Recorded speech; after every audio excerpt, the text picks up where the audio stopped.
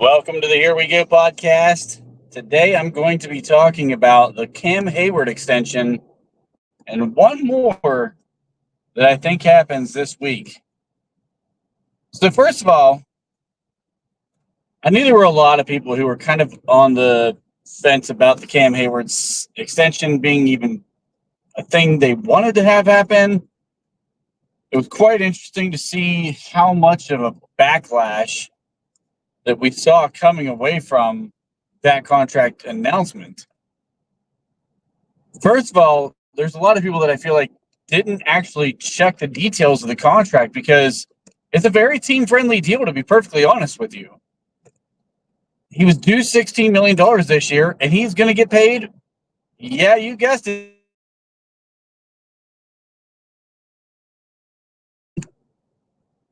a signing bonus rather than being part of his salary. If you guys didn't listen to the Alex Kozora and Dave podcast, when they really broke down the exact details of this contract, you need to go check that out. This is a very team-friendly deal that is going to be set up to allow Cam to retire as a Steeler. If he has a good year this year, they're probably going to talk about next year's money, and he's going to be still here as a Steeler, but he's not going to play himself out if he has a really good season. So I think the part of this contract to me that made sense, yes, he's a 35-year-old, but if he has a really great season,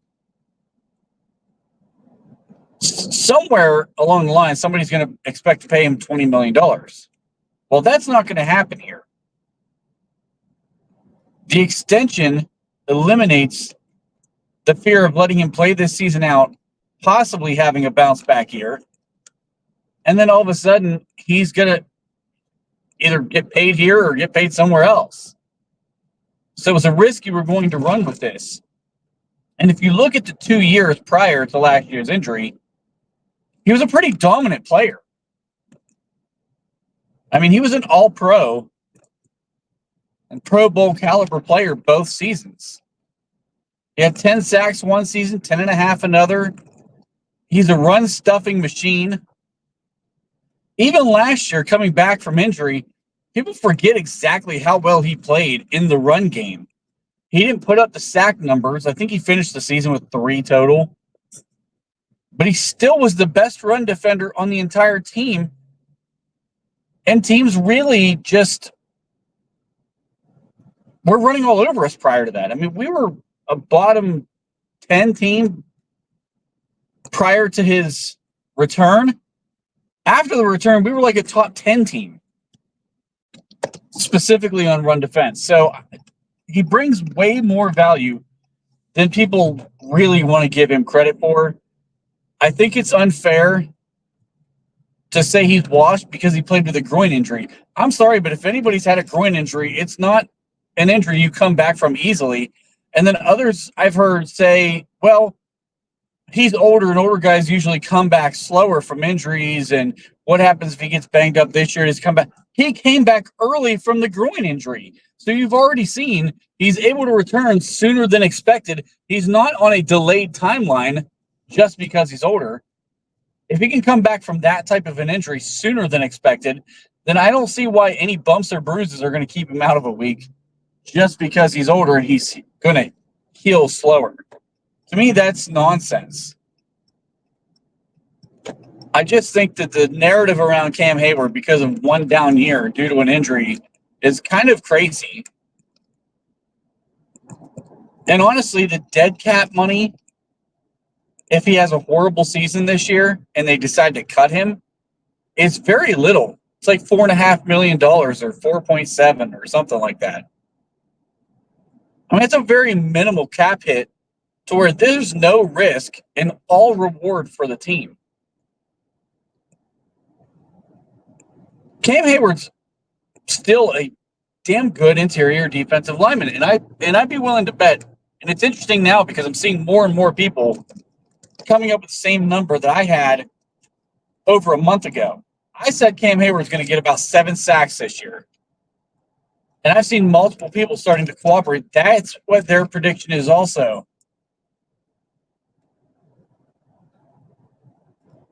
The other piece to this that I think a lot of people are forgetting about,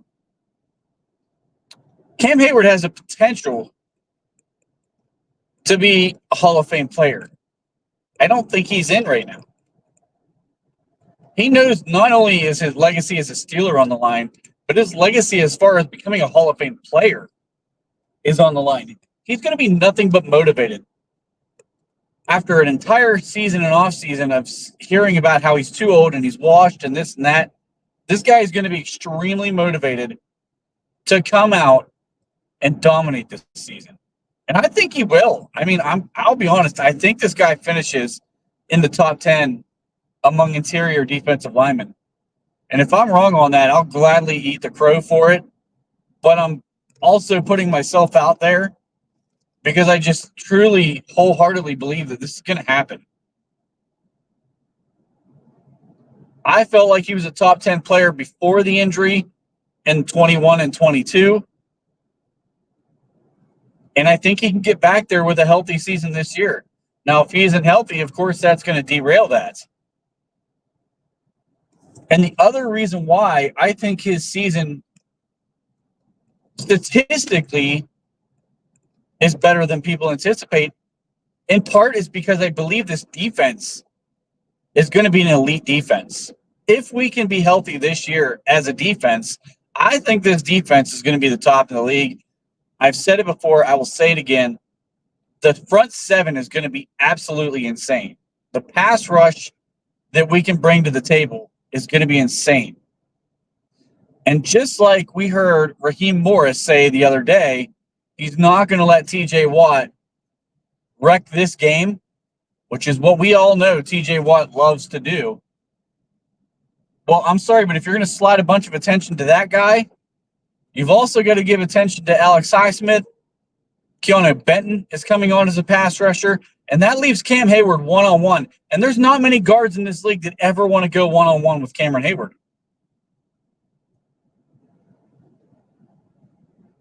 So I'm sorry, but I totally agree. This contract should have been done. I'm glad that it got done. The fear was they were going to overpay him and guarantee multiple years. The Steelers typically don't guarantee past the first year anyway, and they didn't in this contract either.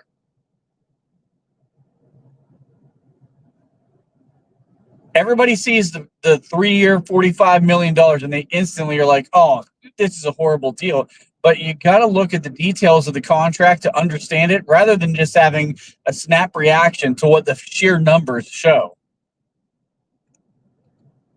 Because after this season, there's no guarantee that Pittsburgh really needs to keep Cameron Heyward around. But the part of this that I think is important is that you're already going to lose Larry Ogunjobi this year, because I don't see them paying that guy. Even if he has a big year this year, they're not going to pay that guy. You're going to draft a guy high in this draft class. I think it's the first or second round, unless we draft a quarterback, which will throw a wrench in this whole thing. If they draft a quarterback, then it moves back around, and it's likely the second or third round.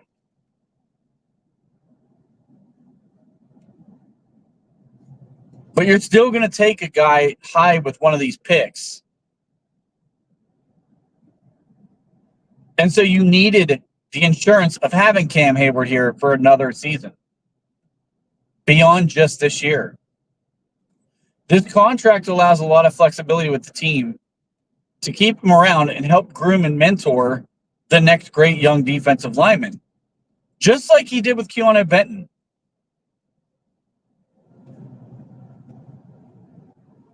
The Steelers need this guy in their franchise at least one more full season, and now they have him.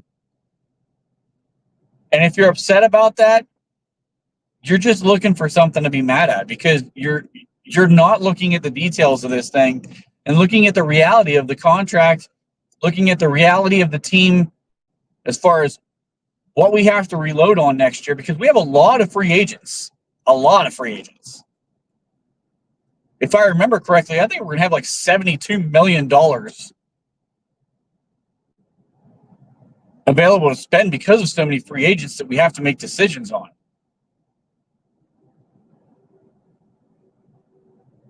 So you have to understand the contract, understand the situation your team is in before just saying, he's too old, don't sign him. That's just stupidity.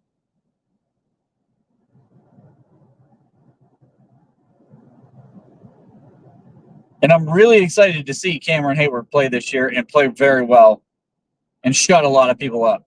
And there's going to be a lot of people that owe that guy an apology, I think, by the time this thing's all said and done. Until you see a decline from a player that is not due to an injury, I just don't believe this guy is slowing down at all. And Calais Campbell is still getting work right now in the NFL. He's 38 years old.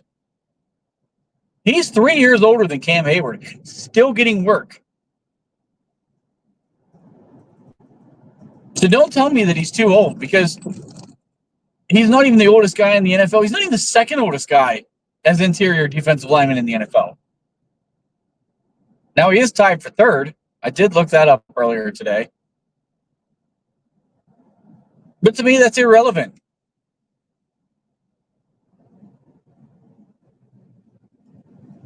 I just don't believe that Cameron Heyward is the type of guy that you don't want to keep around on this roster. I think he's too important to the franchise. I think he's too important to the defense, specifically as a run defender, because Keanu Benton, the thing that he came out of college as being known, he was known as a run defender. Well, he didn't grade out all that well as a run defender. He was okay, but he wasn't like this elite run defender. Now, of course, he was a rookie and he was more of a rotational piece. He wasn't the full-time starter. So you expect a lot of those things to change this year for him. But again, you'd like to see it happen before you let a guy like Cam Heyward, who's still playing at a high level, walk away.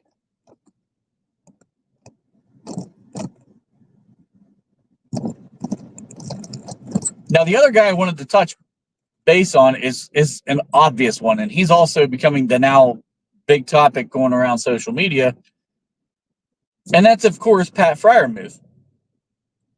There's a lot of discussion about should the team sign him, shouldn't they sign him? But let me just ask you this. If you don't sign him, who the hell's catching balls in a tight end heavy offense? Because Darnell Washington's not going to be the guy. I can guarantee that. That guy may never be a receiving threat in the NFL. And if he ever becomes a receiving threat, I mean, his absolute ceiling is Mercedes Lewis. It's not going to be some high-end, super amazing player that, you know, ends up becoming a Travis Kelce. He's an inline blocker who you hope develops into becoming a second option, to where teams don't just assume we're going to run the football because that guy's on the field. Or teams have to at least respect as a receiving threat, because right now they don't. Who else do you have? Connor Hayward? I mean, Connor is going to play maybe 5. I don't even know if Connor Hayward's getting 5 offensive snaps a game right now. Honestly, I thought Connor was kind of a surprise that he stuck around on the team. I wondered how much of it had to do with the fact that Cameron Heyward was in a contract negotiation. I really felt like he was getting cut. There was others around the facility that said Hot Rod Williams actually outplayed him. But Connor is a better special teams player, which is probably what kept him around.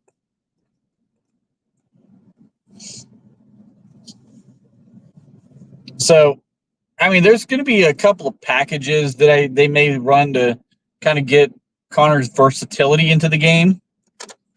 But I don't think Connor Hayward's a guy that you fully expect to be heavily involved in this offense. He's not going to be a starting tight end caliber player. Pruitt, he's a role player guy. So if you don't sign Muth, then you have to draft a guy. And I'm sorry, but you only find somebody going to be better than Pat Freiermuth in the first round of the draft. Are you really going to take a first round tight end when we need wide receiver, when we might need a quarterback? We definitely need defensive line, possibly another corner outside of Joey Porter Jr. We have a lot of serious needs on this team that are high value needs. You're not going to spend a first round pick on a tight end, and you're not going to find a quality tight end who's better than Pat Freiermuth outside of the first round. Those guys just aren't there. There's very few good receiving tight ends that come into the league, and that's just the way it is. And when we're expecting the cap to boost and just keep booming forward, at the end of the day, if Pat gets 4 years, $40 million, which I don't know if that's what the number will be, but I just have a feeling that's what the team might be looking at. That's kind of what I've been talking about for weeks. $10 million isn't that bad. We paid Mitch Trubisky $8 million to sit on the bench and then suck when he came into play. We're paying $8 million for Nate Herbig to be a backup lineman. I mean, you've spent worse money. I can just say that. We've spent worse money on this roster than putting $10 million into a starting tight end that I think his numbers are going to look pretty good this year. I mean, he's not going to have a ton of yak because he's not very athletic, but he's a very dependable, reliable receiver that you can count on. And I think we saw as a rookie that Ben counted on that guy a lot, and he performed. I'm 100% okay paying Pat Freiermuth too, because I don't think you have a better option, and you can't let him walk. You're not drafting high enough at that position to replace him, so you're stuck in an Arthur Smith offense. You need this guy. I'm sorry. I don't care if he's not the greatest blocker in the world. Doesn't really matter. You need him. So I think the Pat Freiermuth thing gets done. I said it'll be done by Saturday because obviously the team, isn't going to do anything beyond Sunday. That's just how they operate. So it's a pretty obvious deadline. I'm not, making any bold prediction here. They have signed guys on the plane to the first game. Maybe that happens here. I don't know. But either way, I've heard other people saying it would be done either today or tomorrow. We might see it done tomorrow. It'll be interesting to see what the contract details are. If he comes in at Cole Kmet money, then you're looking at top 10 money. But again, it'll be quickly a contract that is no longer in the top 10, not too far into the future. So I personally don't think that $10 million is a lot. If they give him $12 million, now I'm starting to question the contract. But again, the cap's going to continue to rise.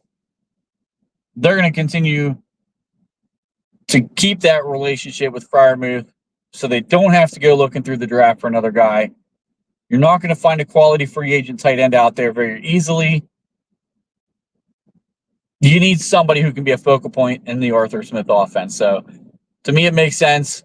It may not be everybody's favorite move, but if you think about the alternatives and what the options are, it's very limited, and they really do.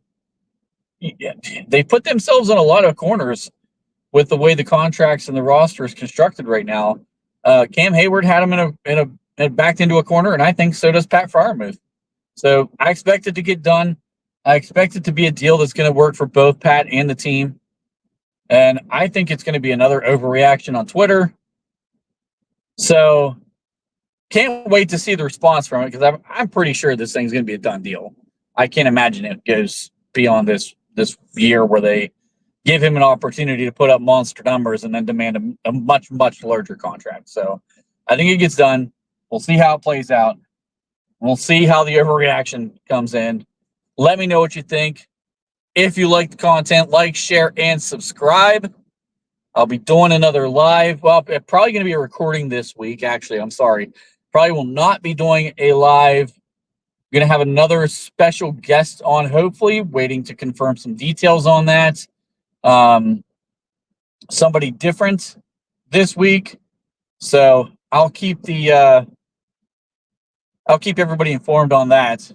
But looking forward to it. It's going to be a huge guest for us. So Colin and I will be very excited to do this one. And then also trying to get Smitty back on the show. So Smitty was gracious enough to come on once already. We're going to try to see if we can get him back on, see if he can provide any insider information to us, so to speak, give us his insights into what he knows and what he's hoping for week one. So we're going to try to get all that booked prior to Sunday. I will keep everybody informed. As I say, always, like, share, and subscribe. Looking forward to talking to you again soon.